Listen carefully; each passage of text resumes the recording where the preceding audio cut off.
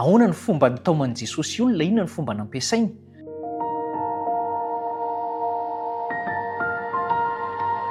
Farasika tafahoana satria Andriamanitra nanome aina sy fofinaina ho antsika ary saina mbola hiaraka handalina ny soratra masina indray. Ao anatin'ilay loha hevi-dehibe tsika hoe torio izy, zaraina zany ary mila vavolombelon'i Kristy izaho sy ianao. Mialohan'ny resakitsika ny olo dia andao hivavaka. Andriamanitra tsara indrindra, misaotra hatrany satria zava-dehibe no efa natoronao hatramin'izay ary hatramin'izao anao mbola te hahitanay ho tahaka an'izay olona nantsoina sy nofidianao mandeha amin'ny famirapirantanao sy mitondra ny voninahitrao. Tanterao aminay zany mamelany elokay ary ento izahay ho sahy izaran'i Kristy amin'ny fomban'i Kristy amin'ny anaran'i Jesosy. Amen. Feno hery nefa tsy maniry. Ahoana ny fomba nampiasain'i Jesosy hitaomana olona? Rehefa mitaona olona anankiray isika dia misy fotoana hoe mampiasa fanirena. Andao moa fa tena atao an'izao mihitsy e. Na hoe tsy maintsy mandeha ianao fa zao. Arakaraka ilay tanjona izay apetraka hoe ho tonga amina fahavitan-javatra anankiray ianao ary tsy maintsy ho vita izay zavatra izay dia mety mampiasa fanirena angamba. Na asa io, na iraka io, na adidy eo amin'ny fianakaviana io, dia mety mampiasa fanirena ihany isika ankolaka. Ahoana ny fomba nataon'i Jesosy? Anontany olo ny tenantsika hoe inona moa no nahatonga an'i Jesosy tena mazoto be manompo olona. Isan'andro izy dia olona marobe ny tompoiny, izany hoe karakaraina ny dika hoe tompoiny. Karakaraina amin'ny fanasitranana, amin'ny fampahirezana sy ny sisa sy ny sisa. Izao no antony anankiray aloha Mateo 7:27 milaza ny soratra masina hoe noho ny nahitany vahoaka Jesosy dia naonena azy ny fijeriny azy ireo satria nampahantraina ireo ka nahafoy ny ondry tsy misy mpiandry. Vao mijery vahoaka zany Jesosy dia onena, tena mahonena be izy reto. Izay aloha no toe-tsaina voalohany, ny fomba fijery voalohany. Tia sy nangoraka antsika olombelona Jesosy, izay no mahatonga azy hiasa, fa tsy nitady ny tombotsoan'ny tenany izy loatra. Mila mandeha amin'ny fitiavan'i Kristy koa isika zany ao anatin'izay fitadiavana, fitorianan'i Kristy, fitadiavana ny olona ao amin'ny Kristy izay.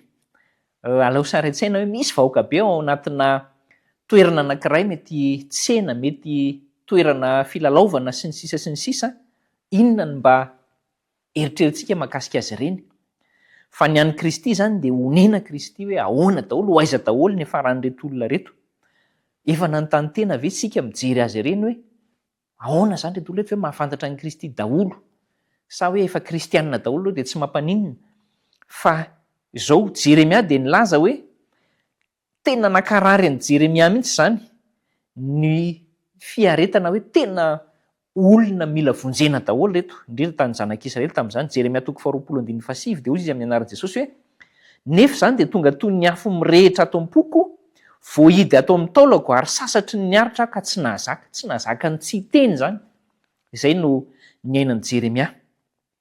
Mila mitory amin'ny hafa isika momba an'Andriamanitra. Tsy azontsika atao velively aloha zany ny manery olona. Terena hoe ianao tsy maintsy manaiky an'i Jesosy fa raha tsy izany ianao tsy voavonjy. Tsy fomba an'Andriamanitra zany. Ohatra fotsiny, tsy niteren'Andriamanitra ankatoy Adama sy Eva fa nomena safidy teo amin'ny azo fahalalana ny tsara sy ny ratsy. Dia ny safidy Adama sy Eva dia fantatsika ny vokany. Tsy nanery ny olona hiditra tao anaty sambo fiara koa Andriamanitra tamin'ny andron'ny Noa hoe ndana tsy maintsy miditra ao daholo raha tsy te ho faty. Fa nanome safidy malalaka Andriamanitra. Ary toy izany hatrany hatramin'ny androntsika sy ianao izao miresaka zao, tsy manery asa ianao izany Andriamanitra hoe tsy maintsy manao an'izao ianao. Fa ny fanerena dia avy amin'ny hery hafa izay tsy araka ny sitrapon'Andriamanitra. Inona nataon'i Jesosy ary? Tsy nanery ny vahoaka izy fa zao nomeny azy izay nilainy. Inona ny ilain'ny vahoaka dia nomeny azy izay. Dia avy eo nanasa anazy izy hoe andao anaraka, avy anaraka. Fanasana ny nataony. Ary rehefa nanaraka ny olona dia nahita n'izay zavatra rehetra ilaina sy mahasoa amin'ny fiainana. Tsy manery antsika Andriamanitra fa zao kosa tsy mety kivy izy mitaona antsika.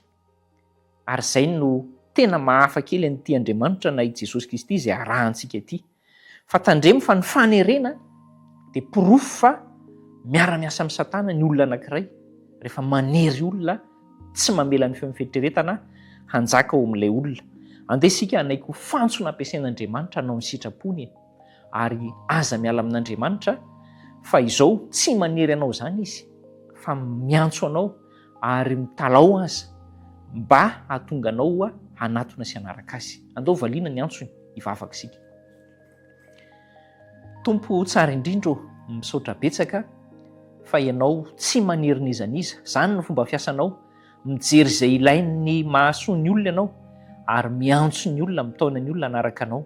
Izany koa no tianao andehananay mba hitory an'i Kristy, ampio izahay amin'ny alalan'ny asan'ny fanahy masina sy ny herin'Andriamanitra mba hanaiky an'izany sy handeha arak'izany. Tario lalana izay hanome voninahitra anao amin'ny fiainanay, amin'ny anaran'i Jesosy no angatahana izany. Amen.